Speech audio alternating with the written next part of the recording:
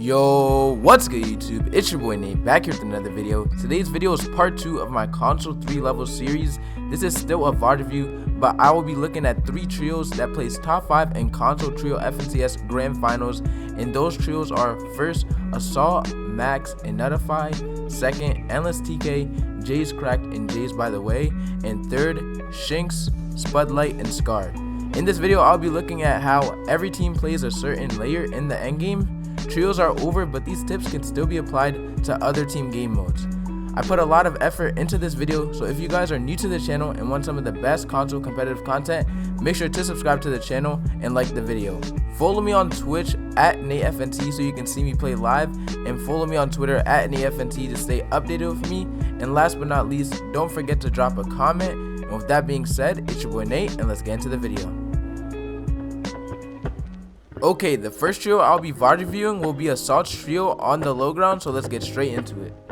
Low ground is actually an underrated layer in my opinion. I feel like people forget how good it is, but actually low ground is so good because if you can get there first and start claiming builds and staying ahead like you see here in the clip, you end up getting rewarded with so many kills because people usually drop low ground when they are scuffed, and you end up racking up a ton of placement because majority of the time this layer isn't that contested.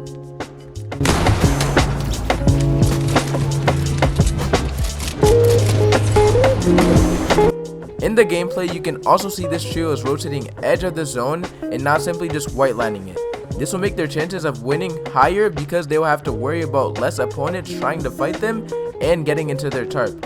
And in other words, they're on dead side, which is the edge in these final zones. And all they're doing is claiming the low ground layer as much as possible.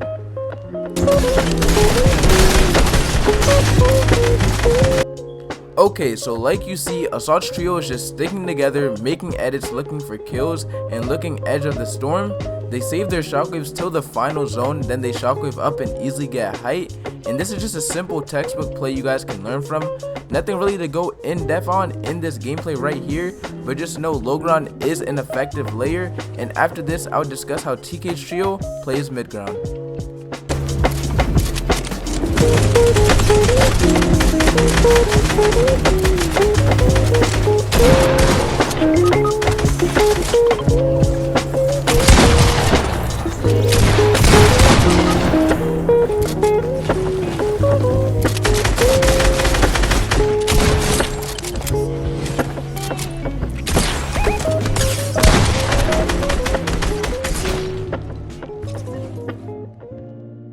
So I have finished the low ground portion of the video, so now I'll be VOD reviewing the mid ground layer with TK's trio, so let's get straight into it. Everyone knows mid ground layer is the most congested layer in the game, the hardest layer to play, so I'll be showing you guys how TK's trio plays this layer with ease and how they rack up so much points every game. Okay, so right here is zone pools, and TK finds a great edge rotation and rotates fast, and then he goes up to get off of a congested layer. Then he lets Jayz Crack take over the tarp, and he tarps to the other edge of zone, which is known as dead side in the endgame. Come here. Watch out, now you're 4. I need that flopper, He's turning again. I need a mini. Yeah, I only have 100. Follow that kid. Alright, let's chill, let's get in zone. Hey, on me. I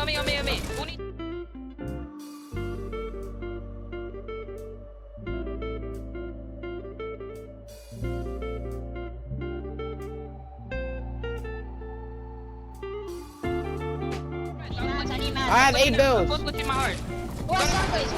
Me. I have 3, dropping 1. So TK's trio starts splitting shockwaves because they want to eventually make a play for height. The zone pools, and Chronic Jayz immediately starts tarping to the edge of zone, and they easily get to zone. Shockwave. We gotta go. Can we now? Yeah, no, I think we just stay ahead. It's gonna take us right. I have 0 builds. Here. Another thing I can say for this trio is that they are able to have so many shockwaves because they can find so many free rotations. So after rotating so well as a team, you can have all of your rotation items saved up. This could be shockwaves or crash pads, and now you guys can go for height, but the main emphasis on mid ground is knowing how to find dead side rotates and knowing when to change layers. I have height! coming up. I'm pushing him off you again. He's still build fighting. He's build fighting. 80 on one. Get him in. I have a bandage cannon. I got full box. I have no builds. He's still fighting. I'm bouncing.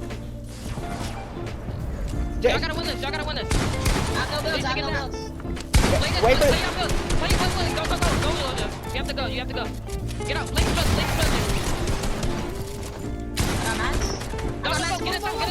Get us on. Bad gun. Nice. Six left. He's up. You have no match. I'm tapping him. I'm dropping low. Drop low. Both of y'all drop low. One shot. I'm dead. Nice. I'm dead. Barney, he's one shot, nice. Finish. No. Nice, let's go. We're so good. Okay, now that I've finished the mid-ground portion of the video, to conclude the video, I'll be analyzing high ground with Shxn's trio, so let's get straight into it. So when you have height, your main focus is being able to maintain that height so you can win the game. In this game, Shxn, Scar, and Spotlight do a great job of making sure no one can go for height, and they also do a great job of understanding their terrain. So let's begin from the beginning of the clip. So first off, as you guys can see, Shxn uses a bouncer to stay ahead on height. If you are on height and have bouncers, you should be using them to get ahead and then connecting to your teammates. This is really good for a trio because it means you are controlling 2 areas of high ground.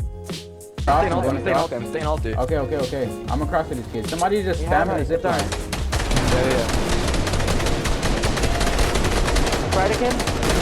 So when you have height, there's a setup you can use that will make it harder for people to take height from you. So pretty much you want to have one person staying ahead of the zone, one person ultimate height, which is like 5 layers above the person staying ahead of zone, and you want to have someone looking for AR kills and angles on the same layer as the person staying ahead of zone. This is obviously the setup for trios, but this can be pulled off in other team game modes as well, so don't be afraid to execute it.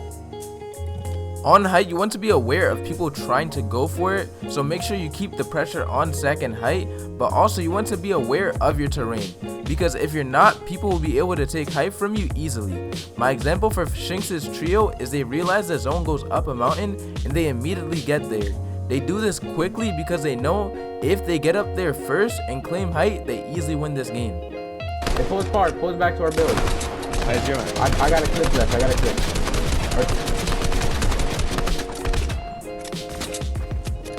I got 2 stocks for heal off. Yep. I have a med kit.